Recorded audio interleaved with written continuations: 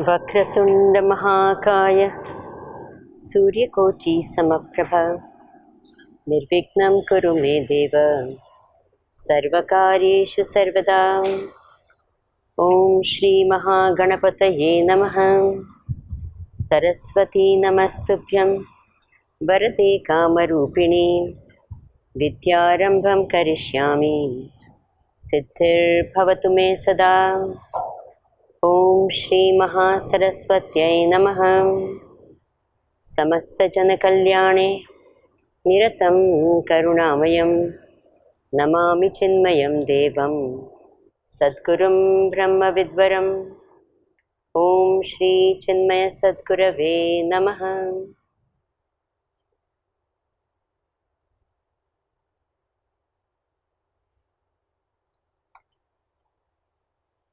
Hari Om and Namaskar to all of you.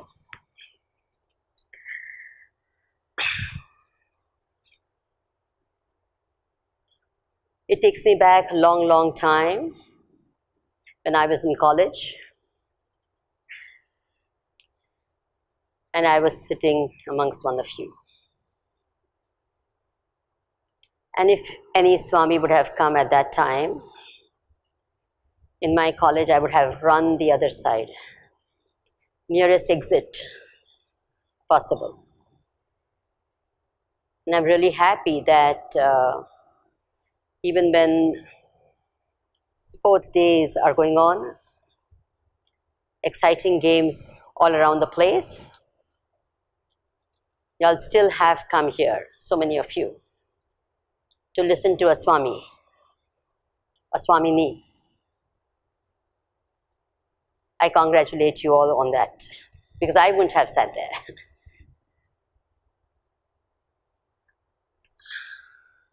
How many of you have heard me before? Okay. I presume those who have put up your hands have heard me on YouTube. Okay, because I don't know whether I have seen any one of you before.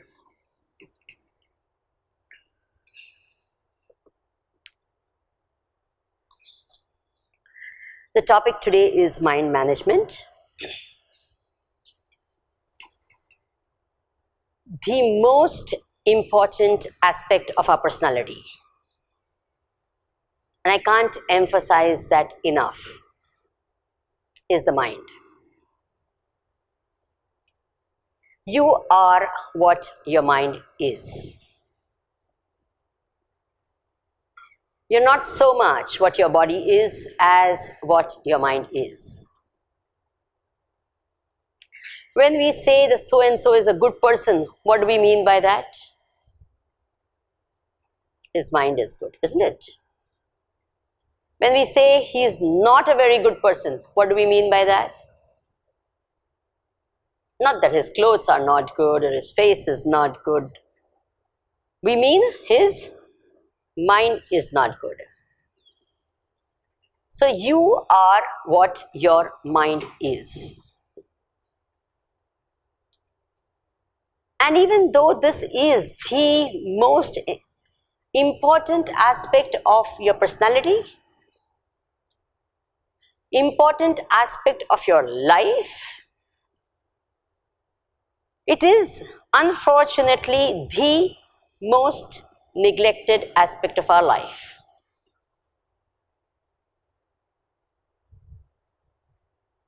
Right from our childhood, we've done a lot of things for the sake of our body. When you were growing, your mother forced you to drink the milk you didn't want to drink, saying, "Kya banenge? Strong banenge." At that time, what did the parents do to say, "Ye karenge to aapka mind strong banega"? Anything?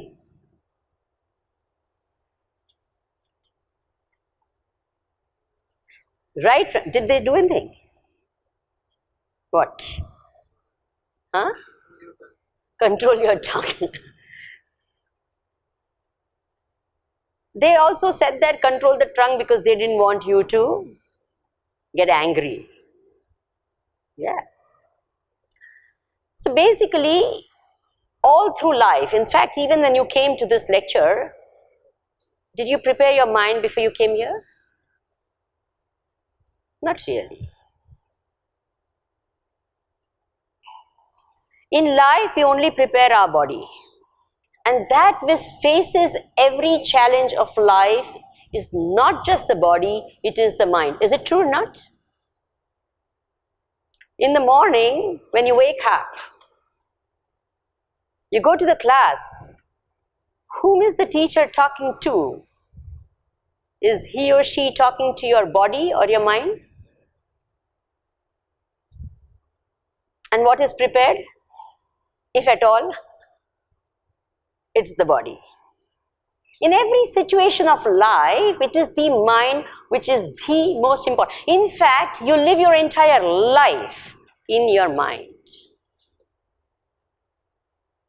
You wake up in the morning. What wakes up?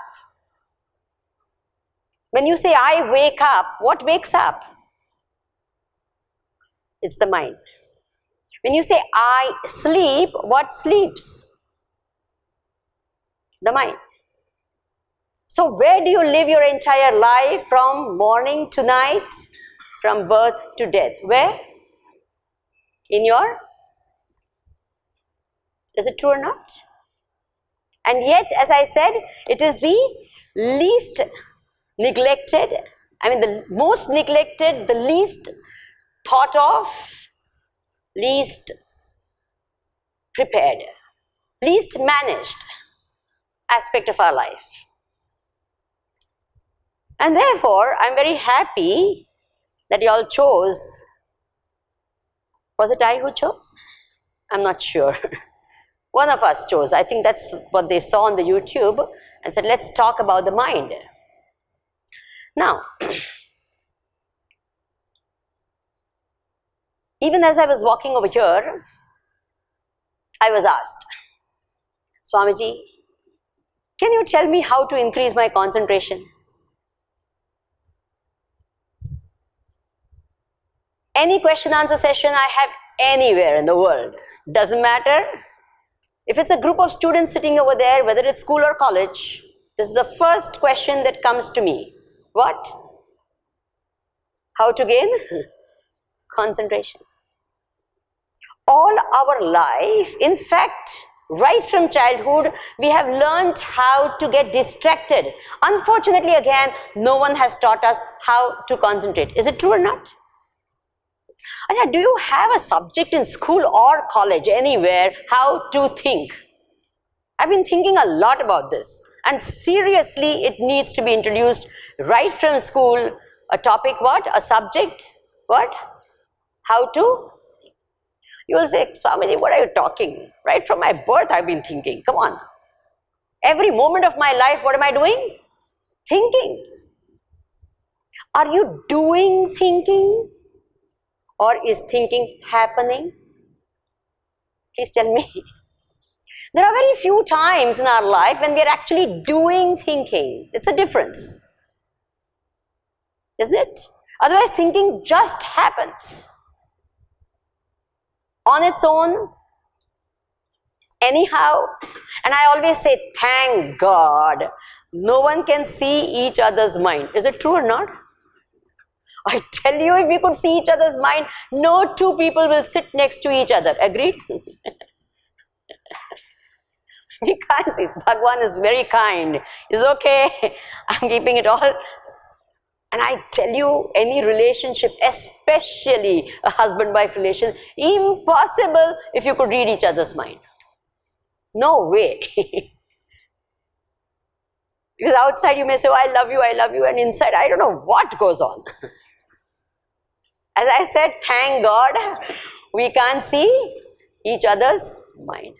Whether others can see it or not, we can see or we know our mind. Is it true or not?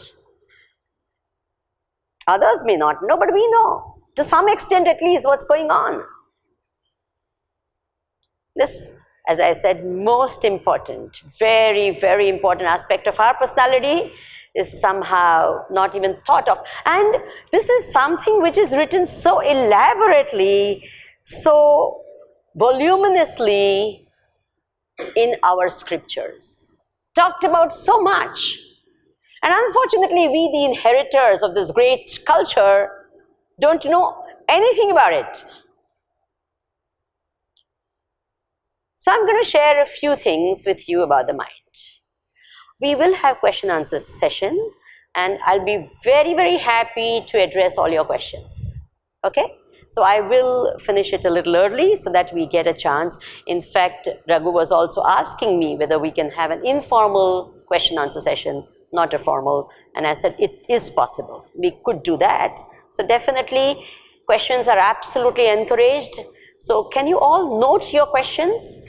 Because you just might slip out of your mind. You may,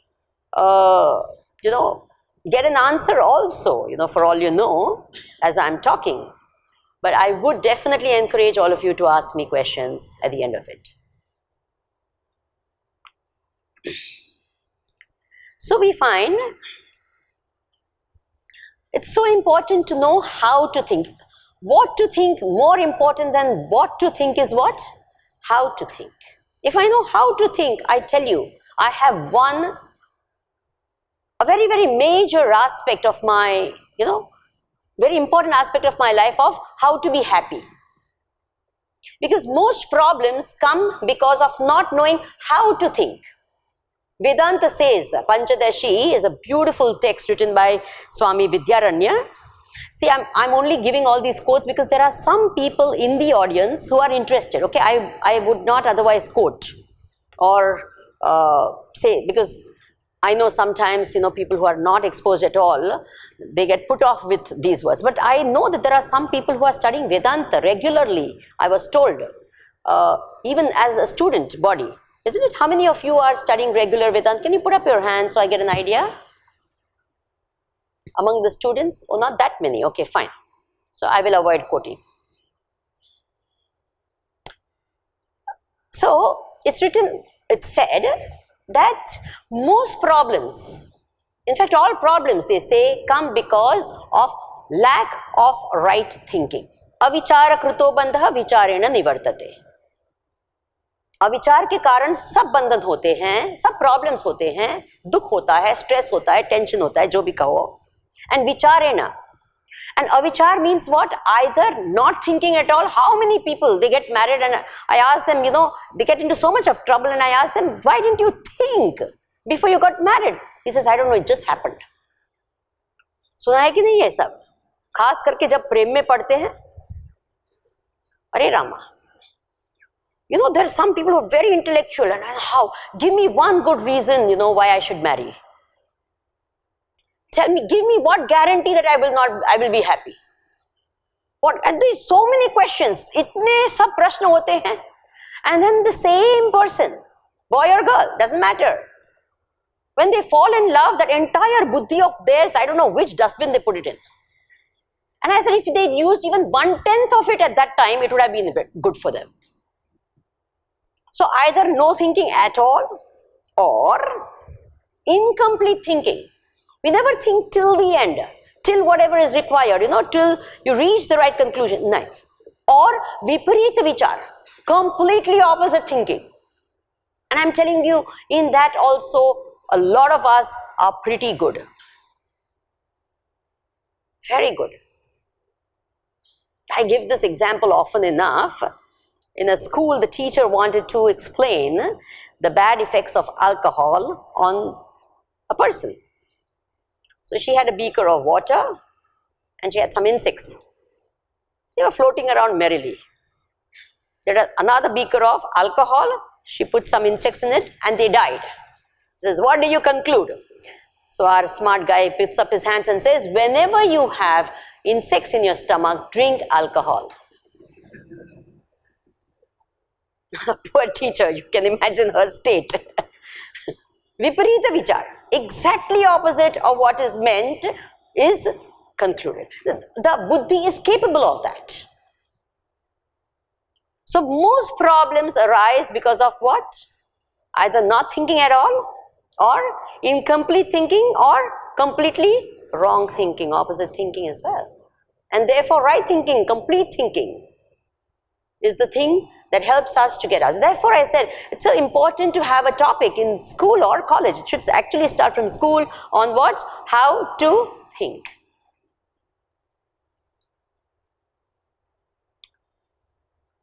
I'll first make you realize the need for mind management before I actually tell you what it's all about.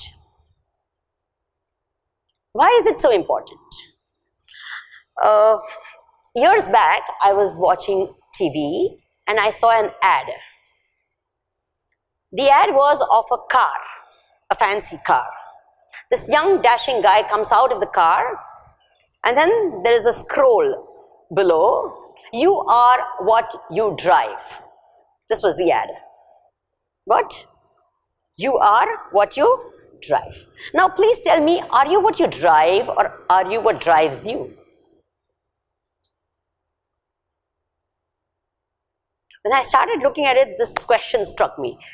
Are you what you drive or are you what drives you? Are you the driven or are you the driver?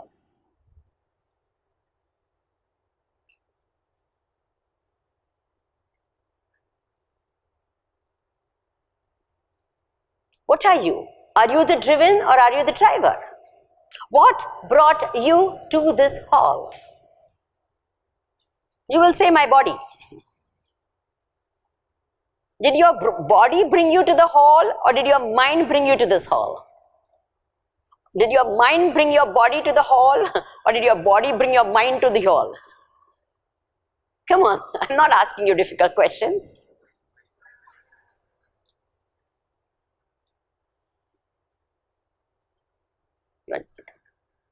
By the way, I have this bad habit of asking questions. And I don't think it'll go away because it's built over a lot of years. I remember in school and college when I used to be in, and I had some very, very boring lecturers as well. I'm sure every college has their own share of those. There are some extremely interesting people, of course, very, very great people, but then a couple of them would always be, who may not be that great as teachers. So at that time, whether we went to sleep or we were awake, the teacher would continue. At that time, I decided if at all in my life I become a speaker or a teacher, I would not allow anyone to sleep. And the only way I know of is to ask questions. And I hope you will all answer. Would you? Yeah? Because just because your eyes are open doesn't mean you are awake. Some people sleep with their eyes open. Okay, so you please answer. Now, so are you what drives you or are you what? The driven. So we all understand that our body is what? The driven, and the mind is what? Drives. Okay.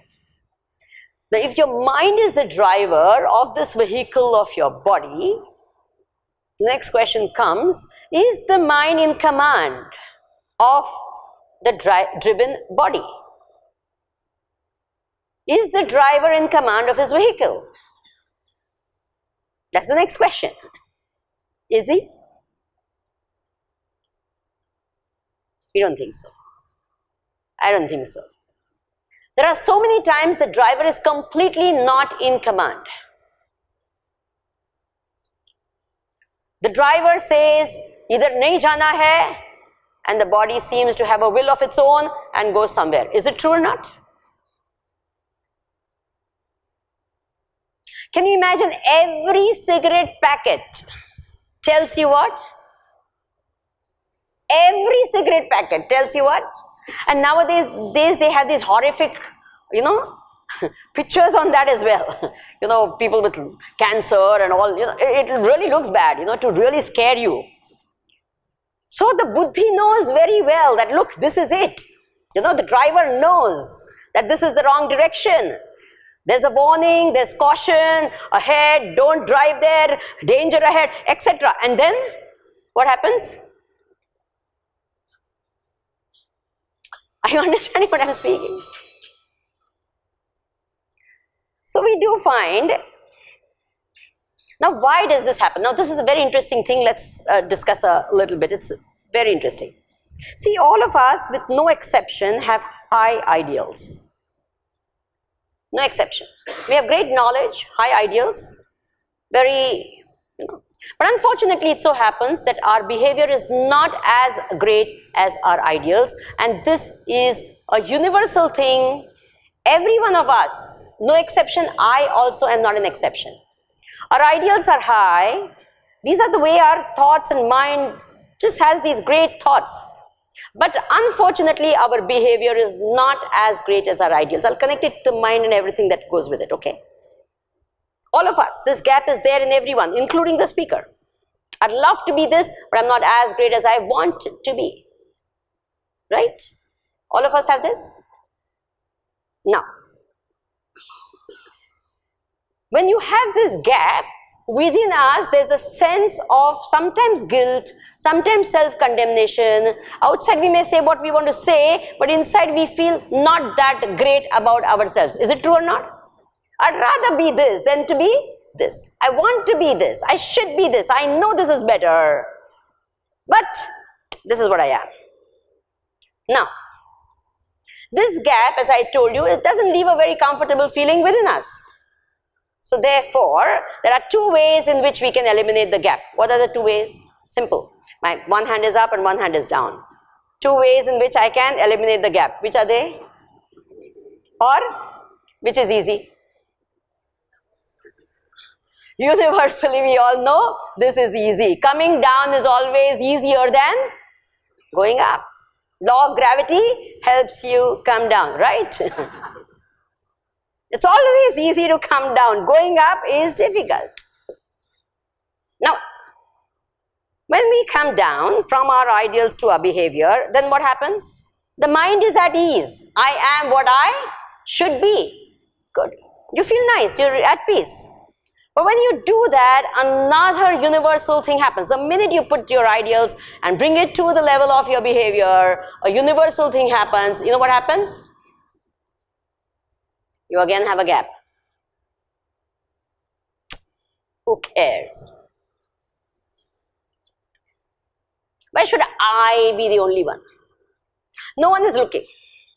These are all the logics we give for this, huh?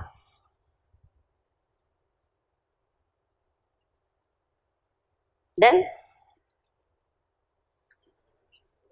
and what happens? And to what depth we can go down in our behavior? There is no limit. We see enough in this world to see this happening. Is it true or not? I mean, sometimes you wonder how this person ever became what that person became. Was it in a day? How does it happen? Okay. On the other hand, if someone says, no, I have to, whatever the effort, your mind is at peace. The minute this happens, again, a universal thing happens. What? Now we have two choices.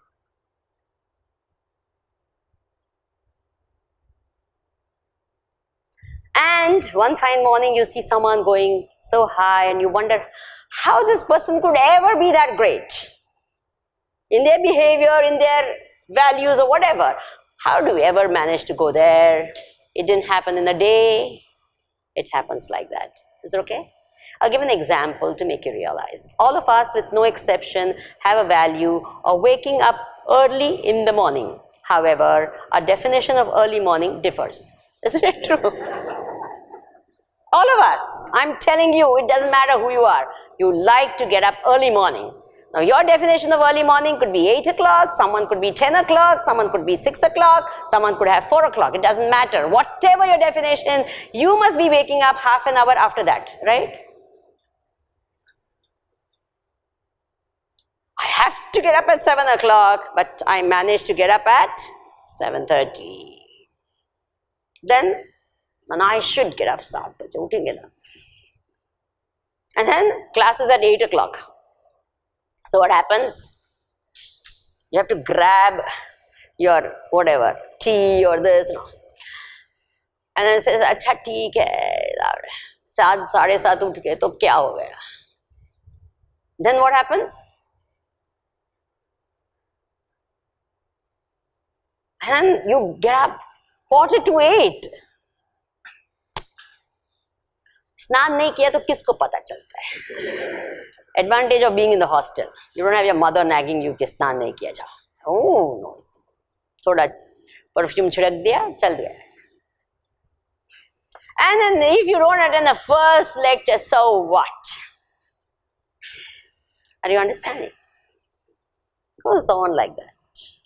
On the other, you said, "नहीं, 7 बजे उठना ही है. I should get up. I should."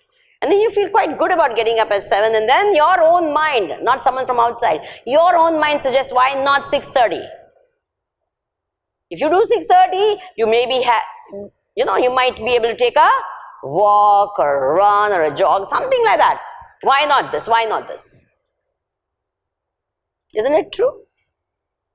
All of you, I mean, this is something happens in each one's mind. I don't have to, it's not something that I have experienced and you have not experienced. I'm saying something which is completely alien to you or new to you. It's something each one of you with no exception has experienced. Now, something very interesting. Supposing, someone says, like this, coming down or going up. Who is responsible for this? Please tell me. This is extremely important to know. Who is responsible for this? Government of India? So scripture, saints and sages, God, tell me. Who is responsible? Only you and you and you alone. And therefore, I mean, Vedanta is actually very dangerous. Because the minute you learn Vedanta, you can't blame anyone in the world for anything that happens in your life. You understand? You'd love to blame X, Y, Z. But what to do? The minute you realize that you alone are responsible for all that happens in your life, it's very painful and it's a big responsibility. Do you agree with me? It would be so nice to say,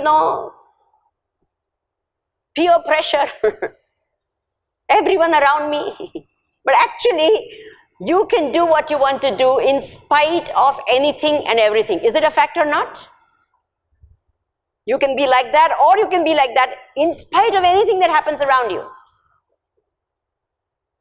And who is responsible for this? You and you alone. Agreed? Now, something very interesting. Many times people say, Swamiji, ये बड़ी-बड़ी बातें आप लोग बोलते हैं. All high values and high and all that stuff and all. In this day and age, a life of values is impossible and impractical. Agreed? A lot of people say that. ये बड़ी बात है and all that. It is impossible and impractical. Now, supposing a person normally wakes up at about 10 o'clock in the morning. If you ask this person to wake up at 4 o'clock in the morning, what will he say? He says, Swamiji, that is not called morning, that's called midnight. If you want, I can sleep at 4 o'clock, but don't ask me to wake up at 4 o'clock. Please be practical. It is impossible and impractical. Are you understanding? However, if someone wakes up at 5 in the morning and you tell him you have to wake up at 4 o'clock, what will he say? It's difficult, but it's not impossible. Are you understanding? So when I say that something is impossible, it does not prove that it is impossible. It shows me where I am. Is that understood? To live this sort of a life, if I have to say, if I say it's impossible, it shows where I am. For me, it's impossible. This seems absolutely impossible. However, for each one of us, wherever we are in our life, it just doesn't matter. That little bit is definitely possible. This may be impossible, but this is not impossible. And the only way to reach this is by achieving this first. Then I go higher and higher. Is it okay? Very, very important. Now, the first time in your life that you compromise with your value, it is extremely painful. The feeling is terrible. The second time, it's not as bad. The third time, it becomes what? After some time,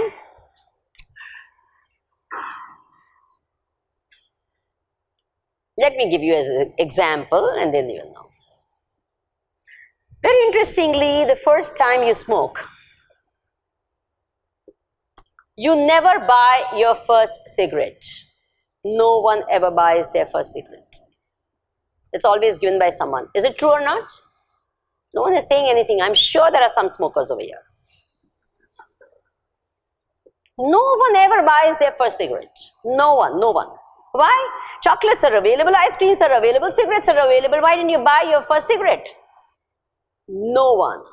Interesting, isn't it interesting? Just note that. Very interesting. Chocolates you would have bought. Ice creams you would have bought. Cigarette never. The first cigarette was always given by someone. So when they gave the cigarette to you,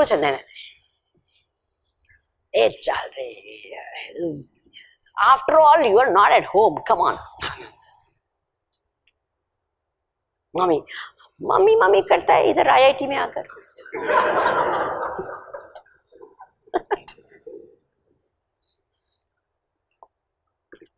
So, what happens then?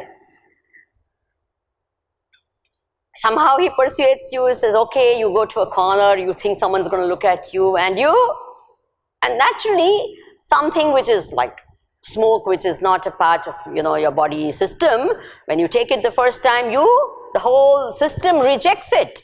So you cough and and you feel awful also. More than physical awfulness is the mind. And that day, supposing on that day, your mom calls you up and says, Beta, kaise hai sab, kya chal raha hai? Oh Rama Shiva. What are you going to tell? Nahi, sab theek, sab. Tabiyat to theek hai na?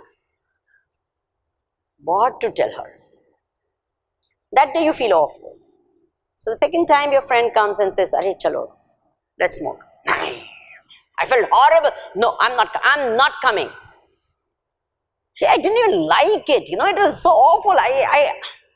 तेरे को आता नहीं है करने को, इसलिए you didn't like it. You should see how I do it.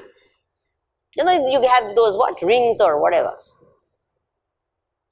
I'll teach you how to do it. So cool. I don't know why they call it a cool filter when all it's filled with so much of heat inside. It's cool. So anyway, here is this guy. Second time, he's persuaded. And then he goes in for the third time and so on. And after some time, what happens? So what? You're understanding. The first time the guilt feeling is terrible.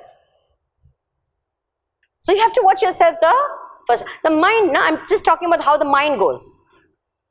I'm going to connect it up to a lot of other things as well. Now, you have a staircase and you have a ball falling down.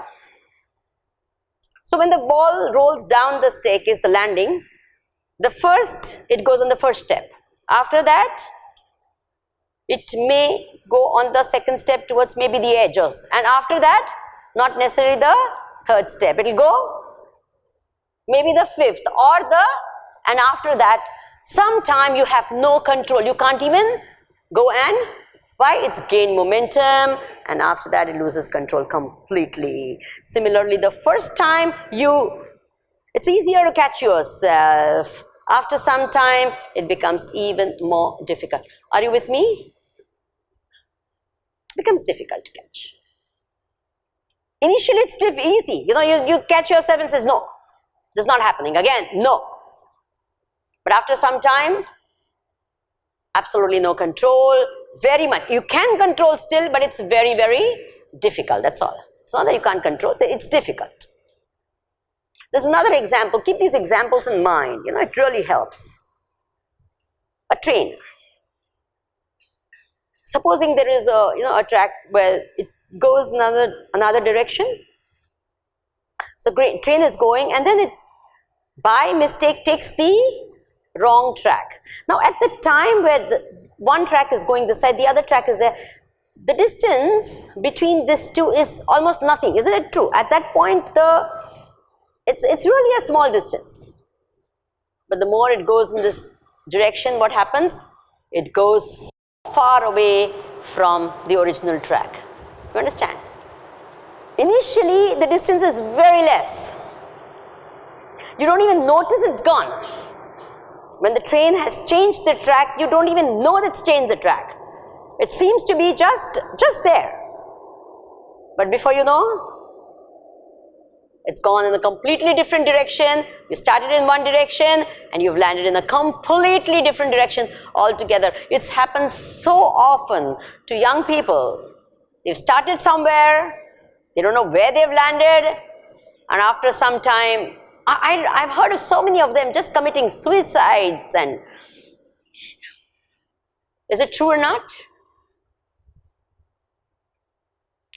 Where did you start with this brilliant mind, this wonderful, great instrument that you had, God's gift, the best gift? And what happened? Now, why does this happen? This is fantastic. Bhagwan made us special. We as human beings, from any other, we have the most extraordinary instrument. Our body is great, it's an unbelievable instrument. But every other body of every other creature also is pretty good and great. If you see some of the systems that are there, they are mind-boggling, isn't it? If you study the anatomy of all the animals, it's amazing how Bhagwan has made each one adjust to the climate and made their brains or whatever, their bodies. It's just amazing. Bhagwan has made every creature amazing as far as the body is concerned, but as far as the mind is concerned, Bhagwan made our brains the most amazing instrument. And especially it is said even in our scriptures that when he made the human mind, he congratulated himself and said, good, I'm happy.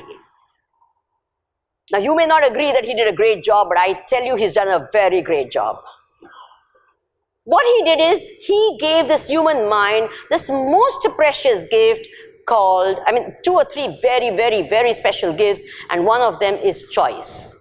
This is the most unbelievably great thing that God gave us. And what is that? Choice.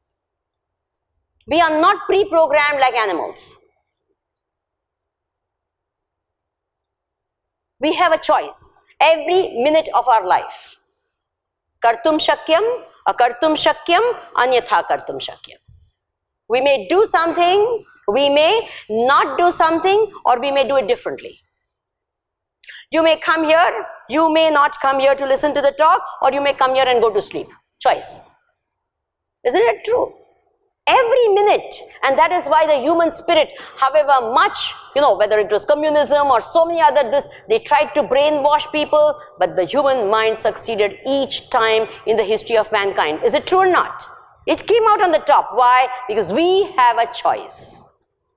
The greatest of great gifts that anyone could ever have got is a choice. We have a choice. We can make ourselves, we can mar ourselves. Bhagwan said, I gave you this so that you can choose either way. And that is why you have the most divine beings possible in human beings, or the more despicable beings possible in human beings. Is it true or not? Don't we have these two opposites? Come on. Such great noble people, we can't even think that such people could ever walk on this earth. And there are some people whom you think who are heartless. They can just stand in front of people and just kill anyone just absolutely heartlessly. Isn't it true? What a choice. You can do this or you can do this. Or you can remain just an ordinary being with nothing. Just like a fly remains in the world and goes away, and a human being comes into the world, just does something so ordinary and just goes away. All this is a choice. Are you understanding? The most ordinary person can do the most extraordinary things, and most extraordinary circumstance, you can be the most ordinary creature. Is it true or not? You have a choice. All of us have a choice. And because we have a choice, we should be taught how to exercise that choice. Animals otherwise don't have a choice, and therefore they don't need to be taught how to use this choice. And we have a choice. We should be taught how to exercise this choice. How to choose. The most important, that's why I said we need to learn how to think. Are you understanding? This is a very important thing. On what basis do I choose? What should I choose under what circumstance? We have certain powers. There's another power of the mind which is just amazing. It is called Viveka Shakti, the ability to distinguish.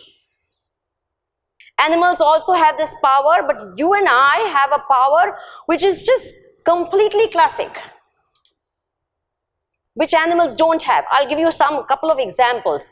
This is the type of thinking you and I can do as human beings, others can't. And why it's so important for us to be able to learn how to manage our mind, because we can use it in the most beautiful way, or we can do such a bad job of it that we can destroy ourselves happily. We have what is called Viveka Shakti, the ability to discriminate, choose, distinguish, separate. Animals have this. That is why a dog will always smell before he eats. Is it true or not? He won't just eat. You will never see a normal dog will be fat. Of course, घर में रखा हुआ है, तो you will really make it pamper it and make it fat. That is possible also. But if a normal dog is there, he will never be fat because he knows बस करना है, अभी नहीं खाना है. You understand? He knows what I should eat, what I should not eat. We may eat anything, but it knows. So what I should wear, what I should eat, these are simple, ordinary Vivek Shakti that even animals have and we have. So no big deal if you use your brain only for that. That even animals do. उसमें क्या बड़ी बात है? ये खाना कि ये खाना है, ये पहनना है कि ये पहनना है. This type of simple, ordinary things even animals do. It's not that we don't have to do, but that's not the only thing we have to do. Is it okay? We have a higher way of thinking which is unique to us. So we should use it for such things. One of this is called Sadhan Sadhya Vivek. The ability to discriminate between the means and the goal. Sadhan, the means, Sadhya, the goal. For example, how did you come here? Cycle. I saw lots of cycles outside. Okay. So a cycle. Did you come here by the cycle? No, Swamiji, I came till the gate, till outside. Then afterwards, what did you do? We left the cycle. Then how did you come? We walked. Okay, so you gave up a particular sadhan, took up another sadhan, and then came here, and then now this sadhan also is stopped. Is it true or not? I reached my goal, I don't need the means anymore. Is it okay? So which means should I use when? When I should leave it? Which is the next mean I should adopt? Till where it will get me? What it will not give me? What it will give me? Don't you think we should think about all these things in life as well? Yes? So we are all here, we've got the sadhan, we've got all. What is the sadhya? What is the goal of life? A simple question like that. Don't you think we should ask this? Follow. Unfortunately, we don't. Can you imagine we live through life and not even ask the goal of life? You ask young people like you, especially when you're in college, schools and all, what do you want? What's the goal of your life? I want to be IIT graduate. IIT is the goal. Isn't it? For most of you, when you were in school, what was your goal? This young girl told me that, 11th and 12th, I locked myself in a room and I just kept, what? To get into? You understand? That's all. IIT. I'm asking you the goal of your life, my dear. I'm not asking you your professional goal. Most of the time when you ask people the goal of life, they only give you a professional goal. Is it a fact or not? We can't even distinguish between a professional goal and a goal of life. Can a professional goal alone be the goal of life? Supposing to be an engineer is the goal of your life, the day you become an engineer, you should die. Isn't it true? Because you've achieved the goal of your life. Got it? To become an engineer cannot be the goal of your life. No, Swamiji, to become a multi-millionaire is the goal of my life. Okay, fine. If that you say is the goal of your life, the day you become a multi-millionaire, you should die. Are you getting the point? A professional goal cannot be the goal of it's a professional goal. True enough. What is the goal of your life? I'm not going to make you think this now. I'm going to do it in the third talk that I'm going to have. So you'll have to come that time as well if you want to know. What is the goal of my life? And what is the means? Which is the means which will get me where? Now I'll ask you one question, because 99.99% of young people, right from when they are 5 and 6 years of age, are only thinking of having a lot of money, big houses, big cars, big whatever. That seems to be the overwhelming goal of most people's life. Is it true or not? Right from when they are kids. I was just talking to the other day, one guy. He says, I want a big house, I want a big yacht. I mean, he's rich anyway, so he's big, this, big. Okay. So money seems to be the goal of most people's life, right? So now I ask you this question, is money a sadhan or a sadhya? Is it a means or a goal? इधर बैठ के सब means बोलते हैं, बाहर जाके गोल बन जाएगा, है कि नहीं? What is money? Is it a means or a goal? Do you want money for the sake of money, or you want money for the sake of something else? Simple question. You want money for the sake of money, or you want money for the sake of something else? You want money for the sake of something else. That itself proves that money is not the what? Goal. It's the means. Got this clear? If you wanted money for the sake of money, then it would have become a goal. But you want money for the sake of something else. It could be power, it could be pleasures, it could be comfort, it could be anything. So money you don't need for the sake of money. Is it true or not? You want it for the sake of something else, so that means it's a means, okay? Now, the next question is, money is a means to what? A simple question. What is money? The language of economics, money has what we call purchasing power. Is it true or not? So, okay, what can money purchase? I'm giving a sentence which may sound really stupid, but it's not as stupid as it sounds. Money can buy what money can buy. Money cannot buy what money cannot buy. Sounds stupid, but it's not that stupid. Money can buy what? Money can buy. What can money buy? Power? Yes. Position? Yes. Pleasures? Yes. Comforts? Yes. Isn't it true? All of that, absolutely, yes, no question, money can buy all of that.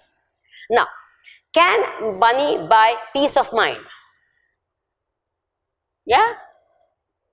Can money buy happiness? If money could buy happiness, no rich man can ever be unhappy, right? He could buy it. Can money buy hunger? You can buy food, but can it buy hunger? I have a bad stomach and then I say, here is so many lakh rupees. Get me? Money can't buy hunger. Can money buy true love? Can money buy true friends? Chamchas? Yes. Friends? No. Right? Now supposing you have power, pleasures, comforts, name, no friends, no love, no peace, no happiness, no hunger, no sleep. Are you understanding what I'm saying? So if I think, now this is a very, very wrong idea, and that is what I mean by lack of right thinking. If in my mind there is this thought, if I am rich, I will be happy, then this is called avivek. Have you understood that? If I have this thought that if I am rich, I can buy power, that's fine. Okay. If I am rich, I will be comfortable. That's absolutely right. If I am rich, I will have lots of pleasures. Yes, true enough. You get my point? If I am rich, I will be famous. True enough. But if you think, if I am rich, I will have lots and lots of true friends, forget it. I'm not saying you may not have friends. You may have friends, but that's not because of being rich. I hope this is clear. true love, peace of mind, happiness and all, if I relate it to money, that is what is called avivek, okay? Lack of right thinking. Now, you know why we need to think rightly? Why we need to manage this mind of ours? Because it keeps going in the wrong direction, keeps coming to wrong conclusions. I said, no, viparita vichar. And then what happens? You go after something, and then when you go and you get it, you say, I got it, but what I wanted, I did not get. कितने लोग होते हैं, सब कुछ होते हुए भी कहते हैं कि I have got nothing with me. Why? Because of Vivek. They equaled in their mind what? Money with what? Happiness. Gujarati में तो they say, you know, the person is rich, they say sukhi hai. Sukhi hai. You know, the word for rich in Gujarati is sukhi. But that's not true at all. If there's any Guju person over here, they would tell you, yeah, sukhi chhe. Sukhi kai nathi. Dukhi chhe. You don't, there's no this about it, you know. But this sort of a notion is there, and that causes a lot of problems. So sadhana, sadhya, vivek. Are you understanding? About the sadhya, we'll talk a little later, you know, this. This is one type of vivek that is so important in life. Right now our time is up. It's 7:30. I was told from 6:30 to 7:30. So the time is up, and 15 minutes question answer session will start again on this topic again tomorrow. Okay, fine. The distinction between mind and brain, very important, absolutely important. Unfortunately, as I said, something as basic as this is not explained to us. That's why I said, no, this topic, this subject called how to think, very important in this. Nowadays, it's very easy to explain this. You know, his question was about the mind and the brain, okay? You have a computer. The computer has the hardware, and then it has the software. So in the language of the computer, I can say the hardware is the brain and the software is the mind. Very simple to explain in the present day context. And in fact, that is the model on which the computer was made in the first place. So when you come into this world, when you get a computer, already some of the software they already put into your, you know, a PC and give it to you. Isn't it true? Then others you know, you download and you buy and you do whatever you do, you know. Yeah, this. But some of it you already have come with, right? So all of us have come with certain, this of the mind, you know, certain, what do you say, types of thoughts and all that type of, you know, certain applications are common. They're always there in every computer, right? Every brain of ours has certain thinking patterns, but certain have very different type of thinking patterns, because you, maybe if you're an architect, you would have downloaded a different type of software which someone else need not. So therefore each one of us, some are very talented, some have got these abilities, some have these abilities. These are all the different abilities of the mind. Now I'll give another example, a little old-fashioned example, but you know, you have radio waves and then you have a radio, right? And then you have the sound coming out of it, right? So you need the instrument, absolutely, to get the radio waves into what waves? Sound waves, yeah? So the brain is the radio through which the thoughts come out. Mind is nothing but thoughts, okay? Mind is nothing but thoughts. Now if the radio is spoiled, will you have thoughts coming out? No. They'll be distorted, right? If it's a really bad, if it's collapsed completely, there's no question of any thoughts coming out, right? But if there's something wrong even in the radio station, wahan kuch, you know, weather is very bad, etc., you may have a very good instrument, but still you won't have good reception, you won't have good sound coming out, right? So similarly, if our mind, through whatever way is polluted with a lot of this, then even though the brain may be very good, but the sound that comes out may not be very good. However, if there's a brain damage somewhere or the other, then that aspect of your mind is not able to function. For example, there are some people who get a stroke, and when they get a stroke, a certain part of their brain, you know, is affected. And therefore, I have known of a person who just can't do any calculations. That part of his brain was gone. Everything else is fine, but calculation part he just can't do. So that is the brain part of it which was affected. In fact, he was an engineer. And then something happened. He took some, he actually tried to commit suicide. So he took medicine, and that medicine affected the brain, okay? So that part of it went off. The calculation, he's an engineer. He can't calculate at all. But the rest of his brain is intact, and he's able to function as an engineer. But calculation, he can't do anything. You tell him 2 plus 2, he doesn't know. So now you understand what the brain does and what the mind is? Yeah? His engineering skills are still there. But that part of the brain which does calculation is got spoiled. And therefore, those thoughts are not able to come out. Thoughts are different. Thoughts are not generated in the mind. The mind is the instrument through which the thoughts express themselves. It's like that radio. Is it okay?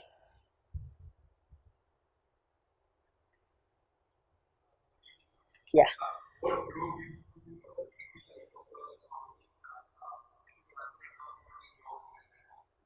My goal in life is very simple. Come on the third day, I will tell you what my goal of life is. And it's not just my goal of life. I'm going to prove it's even your goal of life. So it's a common goal of life that we all have. And I'm very clear about it. I have no two thoughts about it also. And what drove me to this is I started thinking, actually speaking. It all started, the journey started with thinking. And I was a skeptic. I am a skeptic still by nature. I don't take anything at face in the. I question everything, and I questioned all the values that everyone around me had. I questioned everything that was happening around me, and all that questioning led me to something which is, I think, very, very spiritual and very beautiful.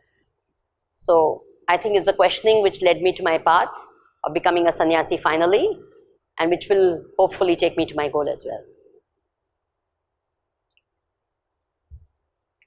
Yes? I like that. First of all, you've already concluded that God is a concept. No. You said, do you believe in the concept of God? So you've already taken for granted that God is a concept. No, I don't mind if you don't believe in God, it's perfectly fine. But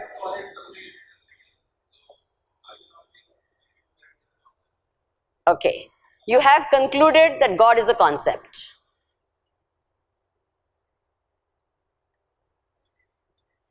You asked me a question. Do you believe in the concept of God? And that is why you've already taken, see, a lot of times it's so interesting. You know what you say is so wonderful because it makes my point so easy to explain. We form a concept of God and then we say, I don't believe in that. Have you understood what I'm saying? All of us do that. We form some concept, God must be like that, God, and then we say, I don't believe in that. You form a concept of God and then you say, I don't believe in that. So you're actually not believing in your concept of God.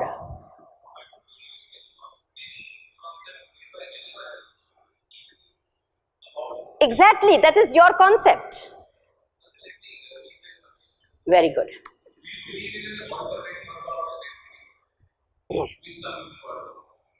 Okay, fine. Very good. So first and foremost, let me explain to you that God is not a concept. If God was a concept, even I don't believe in that. I do not believe that God is a concept. A concept is a human creation. Is it okay? A concept is a human creation. And God is not a concept. Okay? Now, I don't really mind anyone saying I don't believe in God. I only ask you one question. Do you believe that you exist? Are you sure? Are you absolutely sure? Fine. That you, that existence in you is the God I believe in. You deny your existence, I don't believe in God.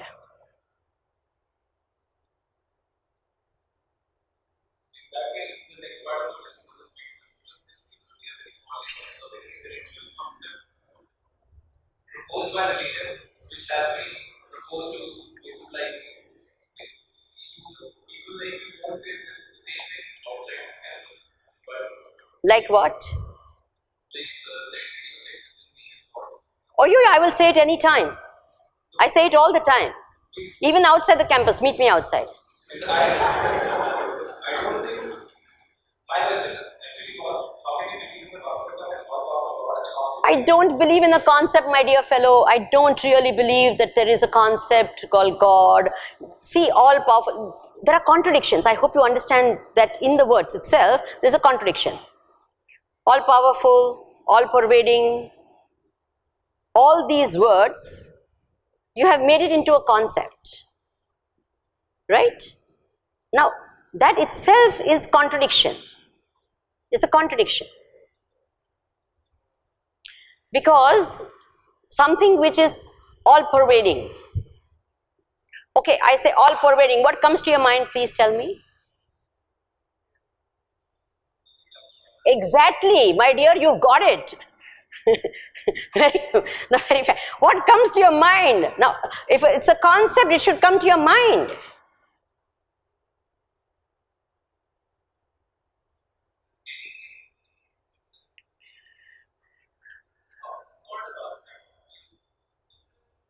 I would like you, because I would right now be, I will talk about all this thing in the third talk that can you come on that day, on Sunday at 4 o'clock? Will you come there? Maybe, okay, fine. Maybe you'll get your answer if you come. I could talk of it now, but it will take a little time to build the whole thing. I want to leave it to, the question I'm going to ask is, who am I? The third day's talk is going to be, who am I? So at that time, I will explain to you all these things. Maybe tomorrow also it may come, I don't know. I'll see how it goes. I haven't prepared that I'm going to talk in this way, that way, or something like that. So it might come tomorrow also. You could try, worth trying. At least you'll be able to prove me wrong. Worth it. Personal conversation, you can prove me wrong? Okay, let's do it.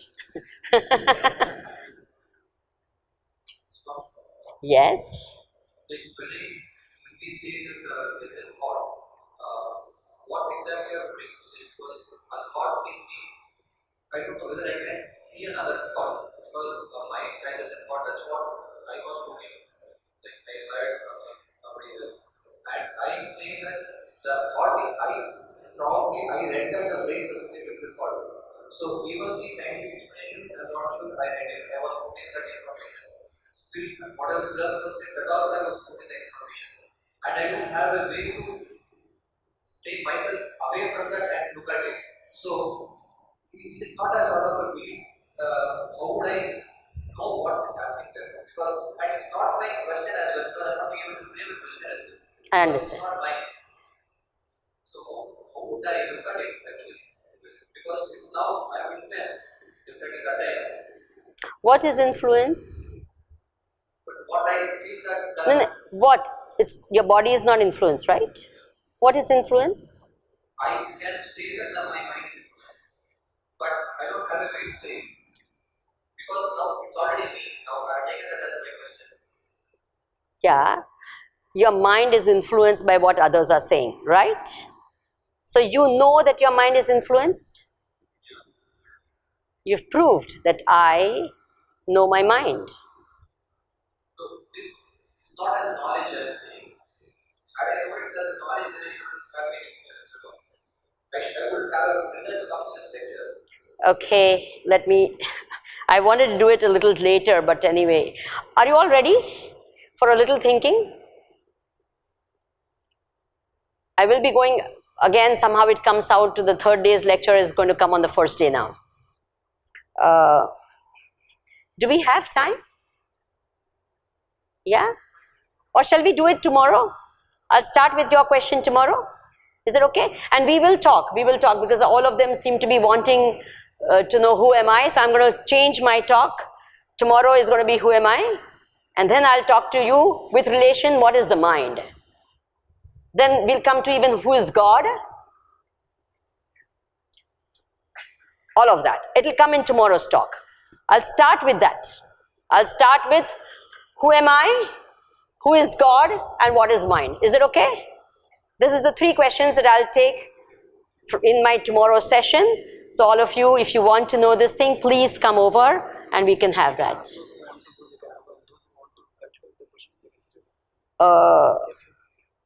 I don't know whether it's really going to be. Let's just do it tomorrow. Yeah, let's do it tomorrow.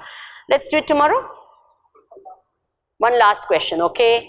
I think you've asked. Let someone else ask. Yeah, let's ask this young girl to give a. Yeah.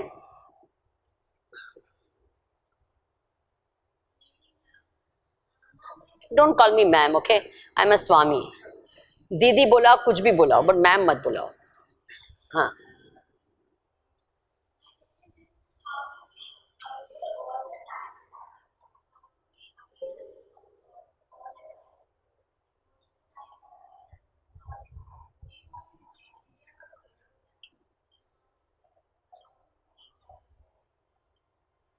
That's a good question. How to keep being aware of your thoughts all the time. Why do you want to be aware of your thoughts all the time?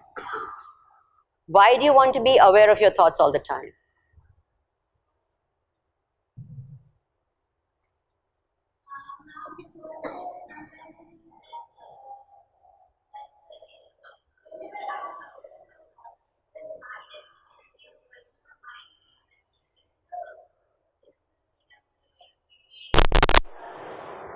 So basically, she's trying to get it is, what she feels is that you are more in control when you are aware of your thoughts. Is that it? Right. That is the actual fact of this, that the more you are aware, the more you are in control. The less you are aware, the less you are in control. Right? Because anything can happen. When the awareness comes, immediately you say, "Arey, vichar kahan jata hai?" You can then guide the thought this way or that way. If you know, you cannot control something which is unknown, which you are unaware of. Isn't it true? So you need to have more control of yourself so that you can manage your thoughts better. Right. Sometimes even when we know, we are not able to manage. Isn't it true? That is also a fact. So why we are not able to manage, even when we know we can't do certain things, is certain aspects of our mind overpower certain other aspects of our mind, and therefore we are not able to control our mind. Okay? So first of all, how to increase awareness is, as far as possible, keep your mind where your body is. Bring it back to where your body is all the time. हमारा क्या होता है?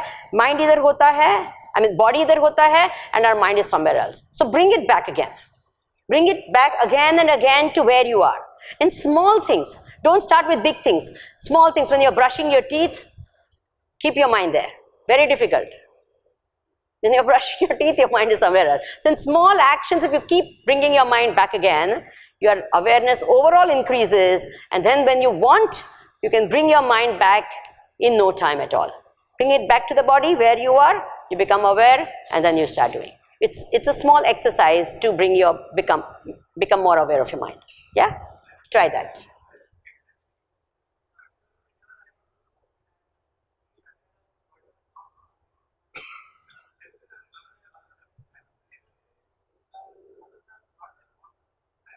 Focus on what I want to do most of the time. But what is happening is that like perseverance. So if concentrating is what I want. Stress is arising. So stress. When you are aware, stress arises. When I am aware, I want to do things and I keep doing it. Sometimes it's because of the fact that I am not able to do that because it's very difficult. I know that I am doing it, but I'm not doing that. Because when we research, we find that it's not coming something. Even if you dive in, it's not. So if there's something we get like because of this.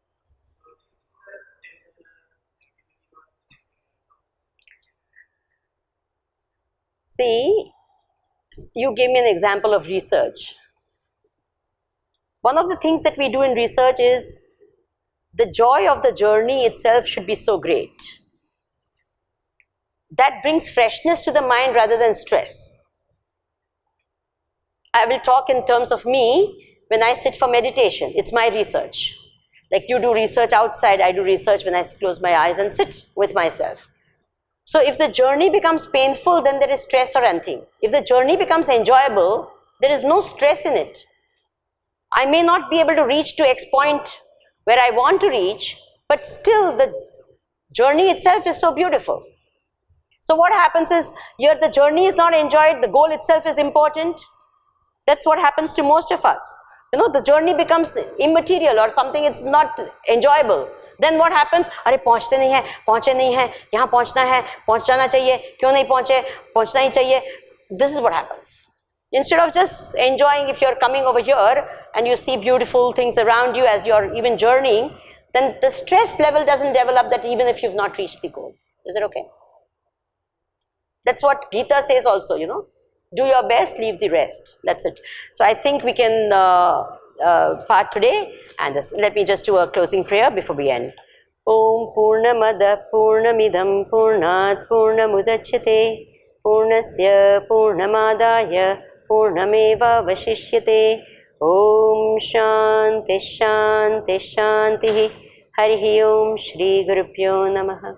Harihi Om.